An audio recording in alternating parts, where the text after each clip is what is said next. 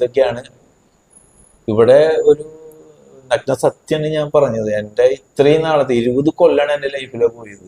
നമസ്കാരം, ഡോക്ടർ അൽഫീനയാണ്. ഇന്ന് ഒത്തിരി സന്തോഷത്തോടെ ഞാൻ മറ്റൊരു പേഷ്യന്റിനെ നിങ്ങൾക്ക് ഇൻട്രൊഡ്യൂസ് ചെയ്യുകയാണ്. ഇദ്ദേഹത്തിന് കഴിഞ്ഞ 20-ലധികം വർഷങ്ങളായിട്ട് ഒരുപാട് പ്രശ്നങ്ങളുണ്ട്. അതിൽ ഏറ്റവും അധികം ബുദ്ധിമുട്ടിച്ചുകൊണ്ടിരുന്ന ഒരു പ്രശ്നം അൺകൺട്രോൾഡ് BP. എത്ര മരുന്ന് കഴിച്ചിട്ടും BP കൺട്രോൾ വരാത്തൊരു സാഹചര്യം. അതോടൊപ്പം ഷുഗർ ഉണ്ട്, ദേഹം മുഴുവനും വേദനകളാണ്, യൂറിക് ആസിഡ് ഹൈ ആയിരുന്നു, മുട്ടിന് രണ്ടിനും നീർക്കെട്ടുകളാണ്, ഇടയ്ക്കിടയ്ക്ക് പോയിട്ട് വെള്ളം വലിച്ചെടുത്ത് കളയും. അങ്ങനെ ഇതോടൊപ്പം ഇദ്ദേഹത്തിന് മാനസികമായി പല ബുദ്ധിമുട്ടുകളും ഉണ്ടായിരുന്നു. അപ്പം അതിനു വേണ്ടിയിട്ട് സൈക്യാട്രിക് ഡ്രഗിൽ വരെ അഭയം തേടേണ്ട അവസ്ഥ വന്നു. അപ്പം ഈ ഒരു സാഹചര്യത്തിൽ അദ്ദേഹം നമ്മുടെ അടുത്ത് വന്നു. അപ്പം ഇതിനൊക്കെ പുറയിലുണ്ടായിരുന്ന വില്ലൻ അല്ലെങ്കിൽ കാരണം എന്ന് പറയുന്നത് ഹാഷിമോട്ടോസ് തൈറോയിഡൈറ്റിസ് ആയിരുന്നു. അപ്പോൾ ഇദ്ദേഹത്തിന് നമ്മുടെ അടുത്തുണ്ടായ ട്രീറ്റ്മെന്റ് എടുത്തതിന് ശേഷം ഉണ്ടായ മാറ്റങ്ങൾ എന്തൊക്കെയാണെന്ന് ചോദിച്ചു നോക്കാം. ചേട്ടൻ്റെ പേര്? എൻ്റെ പേര് അനിൽ. തൃശ്ശൂർ സ്ഥലം അല്ലേ? തൃശ്ശൂർ ഇവിടെ അടുത്ത് തന്നെയാണ്. വലിയാലക്കിൽ തുണിക്കട നടത്തുകയാണ് ഞാൻ. ടെക്സ്റ്റൈൽ ഷോപ്പാണ് എനിക്ക്. എന്തായിരുന്നു ബുദ്ധിമുട്ട് ഇവിടെ വരുമ്പോ? ബുദ്ധിമുട്ട് എന്ന് പറഞ്ഞാൽ എനിക്ക് മാനസികമായിട്ട് ഒരു സുഖം ഉണ്ടായിരുന്നില്ല. രണ്ടാമത് BP, ഷുഗർ, തൈറോയിഡ്, പിന്നെ 2 മുട്ട് പെയിനായിരുന്നു, shoulder pain, back pain, body മൊത്തത്തിൽ ഏകദേശം നമ്മൾ കുറച്ചെന്തെങ്കിലും പണി ചെയ്തിട്ടുണ്ടെങ്കിൽ പിറ്റേ ദിവസത്തേക്ക് ഭയങ്കര ബോഡി പെയിൻ. ഇതായിരുന്നു എൻ്റെ അവസ്ഥ. ക്ഷീണം എന്ന് പറഞ്ഞു കഴിഞ്ഞാൽ എവിടെയെങ്കിലും ഇരുന്നാൽ ഞാൻ അവിടെ ഇരുന്ന് ഉറങ്ങിപ്പോകും. അത് അത്രയും ഇതായിരുന്നു. എവിടെ ഇരുന്നാലും മതി, എല്ലാവരും വീട്ടുകാരൊക്കെ എന്നെ ചീത്ത പറയും. എവിടെയെങ്കിലും 5 മിനിറ്റ് കിട്ടിയാൽ ഞാൻ ഉറങ്ങിപ്പോകും എന്ന് പറഞ്ഞിട്ട്. എത്ര വർഷമായി ഇത് തുടങ്ങിയിട്ട്? ഇത് തുടങ്ങിയിട്ട് എനിക്ക് ചുരുങ്ങിയത് ഒരു 20 കൊല്ലെങ്കിലും ആയിട്ടുണ്ടാവും. 20 കൊല്ലത്തിന്റെ മേലെ ആയിട്ടുണ്ട്.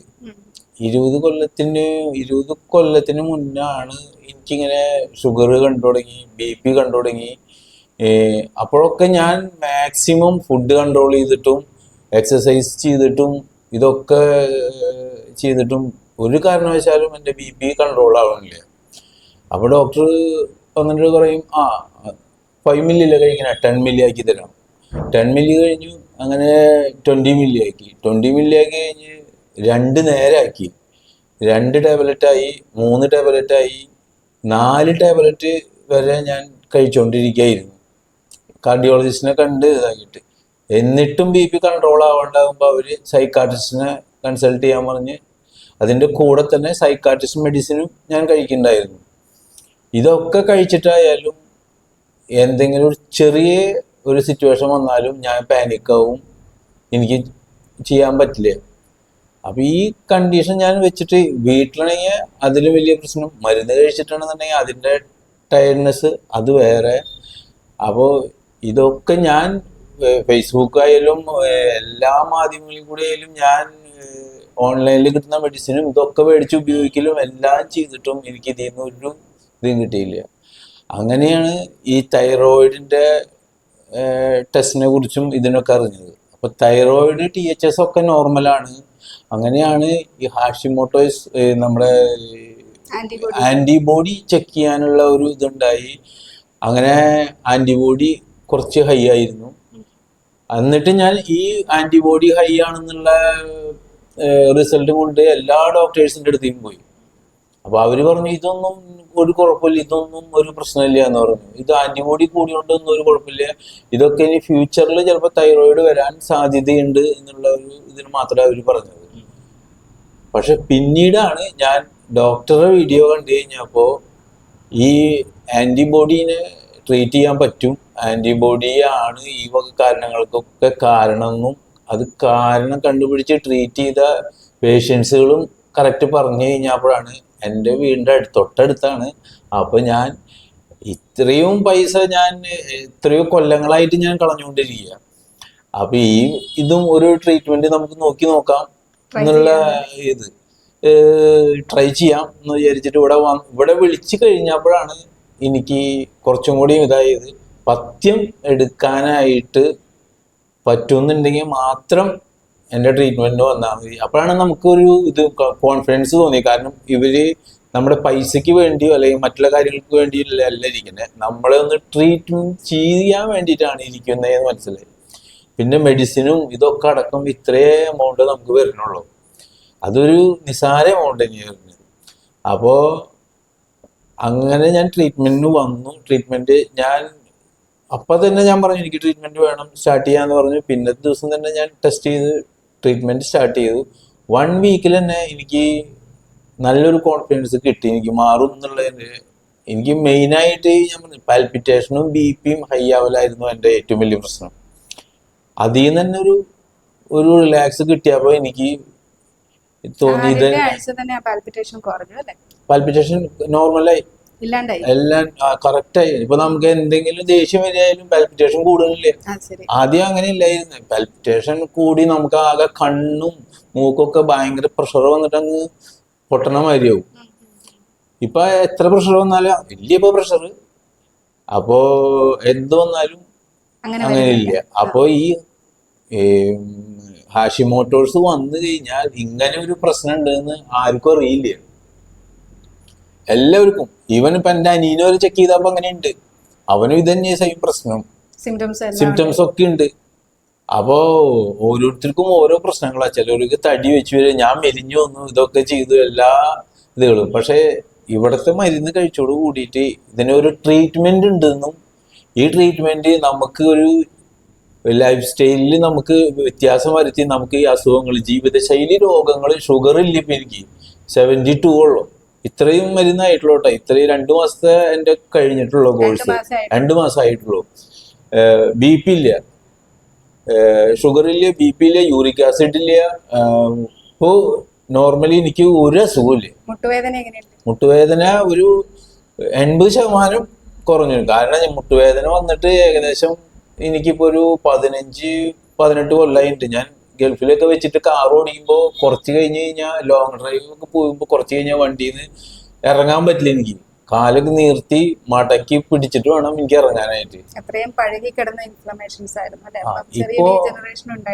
ഇപ്പോ ഈ ഏഷ്യൻ ക്ലോസറ്റിൽ ഇരിക്കാൻ മാത്രം, അത്രയും ടൈറ്റ് ചെയ്തിരിക്കാൻ മാത്രമേ എനിക്ക്, ഇങ്ങനെ ടൈറ്റ് ചെയ്യുമ്പോൾ മാത്രമേ വേദനയുള്ളൂ. ബാക്കി ഇപ്പോ ഞാൻ ഫുൾ ടൈം കടയിൽ കാലത്ത് 9 മണി തൊട്ട് രാത്രി 9 മണി വരെ നിന്നാലും മുട്ടിന് ഒരു ഇതും ഫീൽ ചെയ്യണില്ല എനിക്ക്.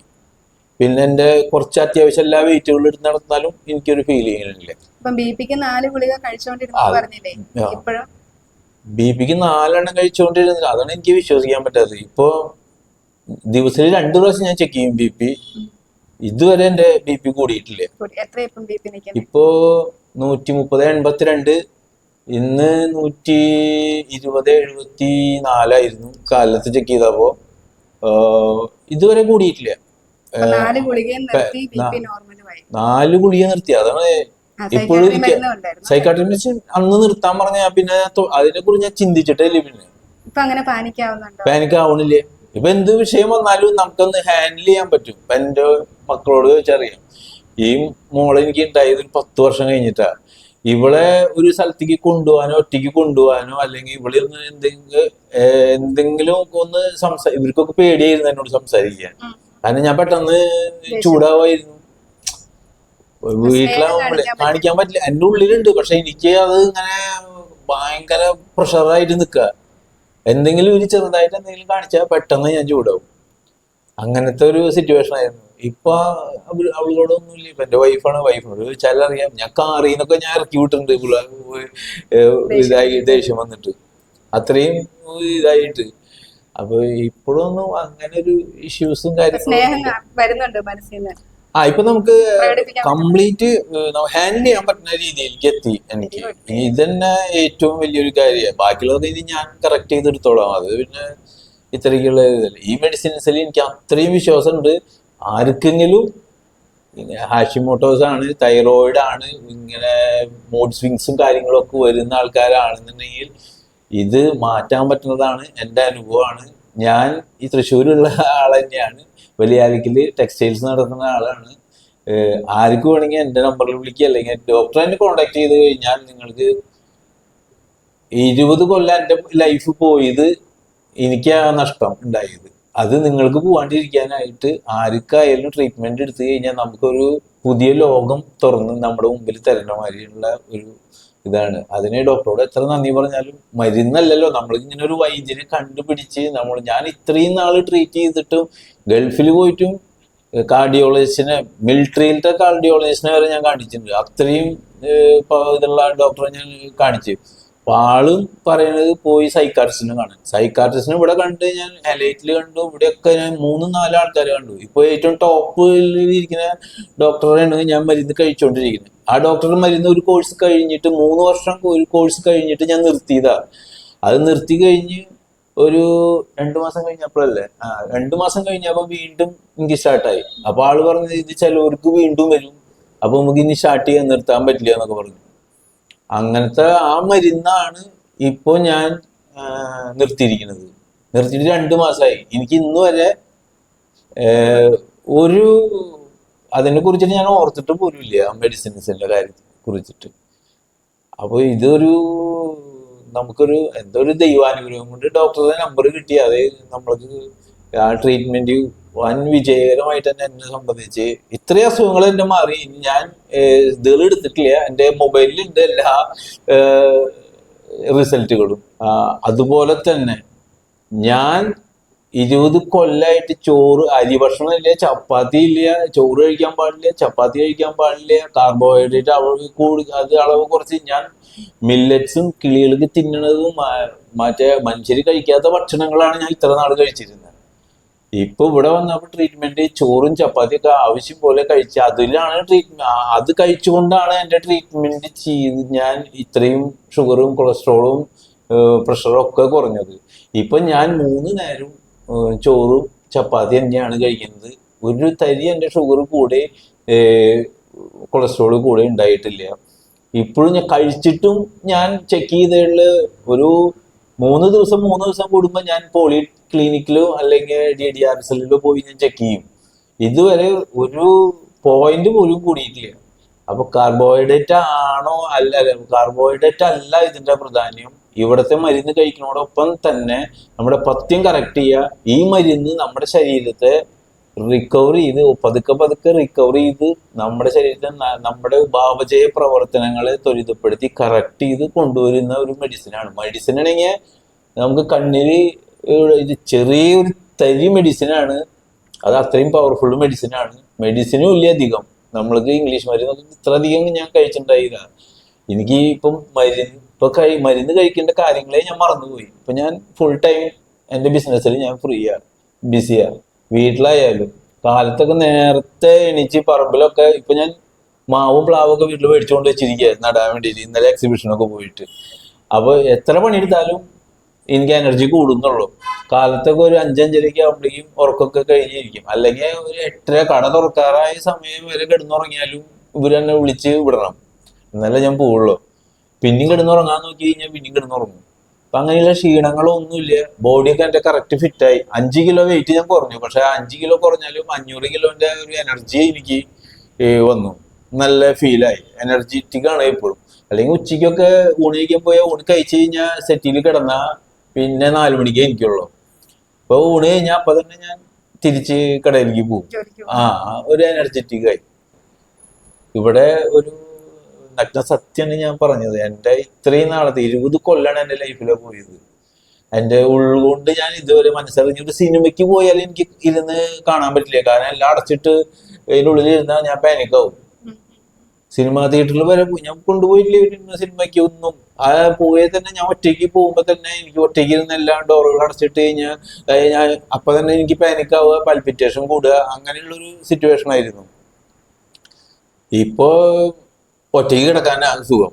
ഇപ്പൊ പനിയൊക്കെ വന്ന് സുഖമായിട്ട് ഒറ്റയ്ക്ക് കിടക്കുമ്പോഴാണ് നമുക്ക് ഒരു പേടിയില്ല, ഒന്നുമില്ല, ഒരു ഇതുമില്ല.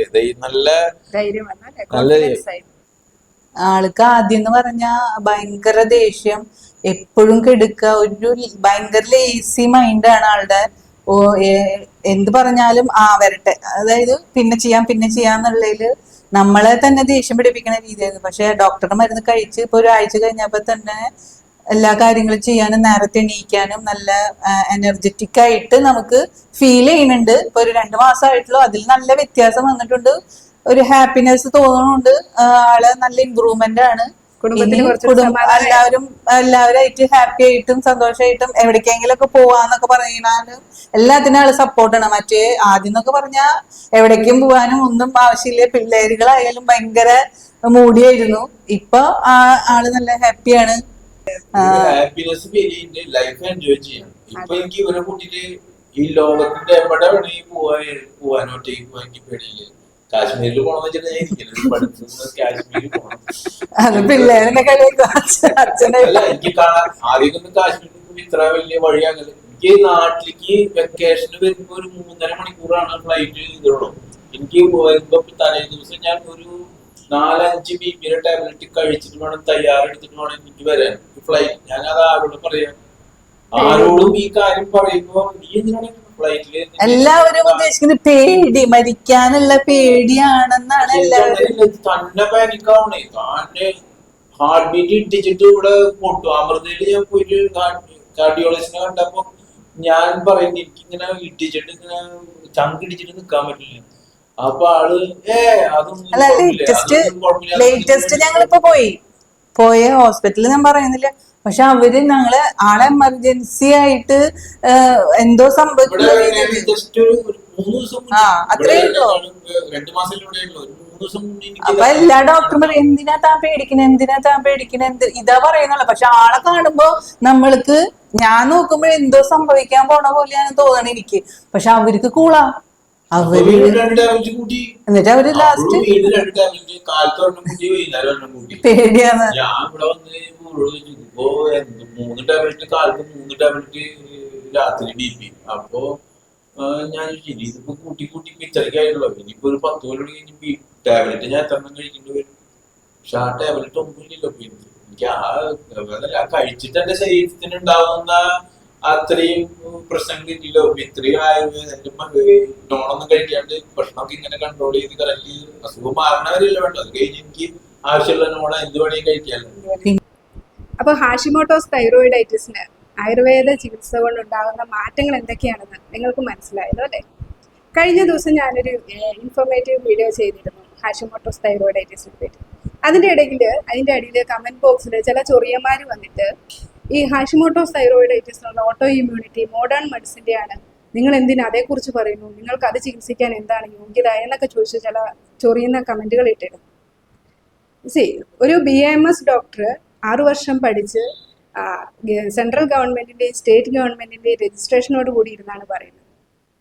ഈ 6 വർഷത്തിനുള്ളിൽ ഇവർക്ക് മോഡേൺ മെഡിസിൻ ഡോക്ടേഴ്സ് പഠിക്കുന്ന അതേ സിലബസിലുള്ള അതേ ഓതറിന്റെ ടെക്സ്റ്റ് ബുക്ക് ഉപയോഗിച്ച് അനാറ്റമി, ഫിസിയോളജി, പതോളജി എല്ലാം പഠിക്കണം. അപ്പൊ അത് അവർ മാത്രം പഠിക്കുന്ന ഒരു സംഗതി അവർക്കായി മാത്രം ഉള്ളതല്ല.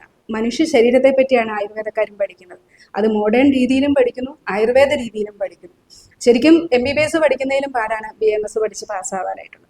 അത്രയും എഫോർട്ട് ഇട്ട് മനുഷ്യ ശരീരത്തെ കുറിച്ചുള്ള എല്ലാ കാര്യങ്ങളും ഡീറ്റെയിൽസും പഠിച്ച് അത് നന്നായിട്ട് മനസ്സിലാക്കി എക്സാം എഴുതി പാസ്സായി സ്റ്റേറ്റ് ഗവൺമെന്റിന്റെയും സെൻട്രൽ ഗവൺമെന്റിന്റെയും അംഗീകാരത്തോടെ രജിസ്ട്രേഷൻ വാങ്ങിയിട്ടിരുന്നാണ് ഈ കാര്യങ്ങളെല്ലാം പറഞ്ഞു തരുന്നത്. ചില ആളുകൾ വിചാരിക്കുന്നത് ആയുർവേദം എന്ന് പറഞ്ഞാൽ എൻ്റെ BAMS പഠിച്ചവരൊക്കെ ലാടവൈദ്യന്മാരോ വഴിയരിയിലിരുന്ന് പച്ചമരുന്ന് കൊടുക്കുന്ന ലാടവൈദ്യന്മാരാണെന്ന് വിചാരം. അങ്ങനെയല്ല. ഇതുപോലെയുള്ള പവർഫുൾ ആയിട്ടുള്ള റിസൾട്ടുകൾ കൊണ്ടുവരാൻ മാത്രം പവർഫുള്ളുള്ളതാണ് ആയുർവേദം. അത് ശരിയായ വിധത്തിൽ എത്ര പേര് ഉപയോഗിക്കുന്നുണ്ട് എന്നാണ് ചോദ്യം. അപ്പം ഇതുപോലെയുള്ള മാറ്റങ്ങൾ, ജീവിതം മാറ്റിമറിക്കുന്ന മാറ്റങ്ങൾ, ശാരീരികവും മാനസികവുമായി അവർക്കുണ്ടാകുന്ന മാറ്റങ്ങൾ, എന്തുമാത്രം മാറ്റങ്ങൾ കൊണ്ടുവരാൻ പറ്റും, ഈ ഒരു കാര്യം നിങ്ങളിലേക്ക് എത്തിക്കുക എന്നുള്ളത് മാത്രമാണ് നമ്മുടെ വീഡിയോസിന്റെ ലക്ഷ്യം. അപ്പൊ ഇതിന്റെ ഇടയിൽ വന്നിട്ട് ഇനിയും ഈ ഓട്ടോ ഇമ്മ്യൂണിറ്റിയെ പറ്റിയും അതും ഇതുമൊക്കെ പറഞ്ഞ് ചൊറിയാൻ വരുവാണെങ്കിൽ എനിക്ക് അതിന് റിപ്ലൈ തരാൻ സമയമില്ല. നിങ്ങൾ അങ്ങനെ ചൊറിഞ്ഞുകൊണ്ടിരുന്നാൽ ഞാനത് ഡിലീറ്റ് ചെയ്ത് കളയും എന്ന് മാത്രമേ എനിക്ക് പറയാനായിട്ടുള്ളൂ. ആവശ്യമുള്ളവർ വന്ന് ഇതുപോലെ കൃത്യമായ കാര്യങ്ങൾ ചെയ്താൽ അവർക്ക് അതിന്റെ പ്രയോജനം ലഭിക്കും. ഞാൻ ഒരുപാട് വൈറലാവാനോ അല്ലെങ്കിൽ കുറേ പേഷ്യൻസിനെ വന്ന് ഇവിടെ ക്യൂ നിർത്തി ചികിത്സിക്കാനോ ഒന്നും വേണ്ടിയിട്ടല്ല ഞാനിങ്ങനെ വീഡിയോ ഇടുന്നത്. എന്നെ കൊണ്ട് ഒരുപാട് പേഷ്യൻസിനെ ചികിത്സിക്കാനും പറ്റില്ല. ഞങ്ങൾ ലിമിറ്റഡ് നമ്പർ ഓഫ് പേഷ്യൻസിനെ അപ്പോയിൻമെന്റ് കൊടുക്കുകയുള്ളൂ. അതും ചില ക്രൈറ്റീരിയകൾ മീറ്റ് ചെയ്യാൻ പറ്റുന്ന പേഷ്യൻസിനെ മാത്രമേ നമ്മൾ സെലക്ട് ചെയ്ത് എടുക്കുകയുള്ളൂ. അപ്പം അതുകൊണ്ട് അങ്ങനെ ഒരു ഉദ്ദേശത്തിലല്ല ഞാൻ ഈ വീഡിയോ ചെയ്യുന്നത്.